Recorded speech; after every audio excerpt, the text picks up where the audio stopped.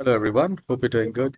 In this tutorial, I'm going to share how you can reset the PayPal if you're unable to log into your PayPal account, and if you want to reset and set a new password in your PayPal account, this tutorial is for you. So open your favorite browser and at the very top onto the address bar, just type PayPal and hit enter. Results you will get is paypal.com. Please make sure you do not visit any other page. The moment you click on that, it will open up like this, and here we have this at the very top. We have login and sign up option. So we need to click on login and then we get this option. So here what I would suggest that you need to click on forgotten password, and the moment you click on forgotten password, here you need to enter your email.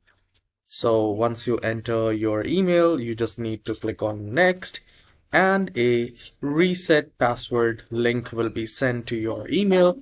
From there you can set up your password and log into PayPal account. So this is how you can do that. I hope you have enjoyed this very short tutorial. Please hit the like and subscribe. I'll see you in the next tutorial. Have a wonderful day.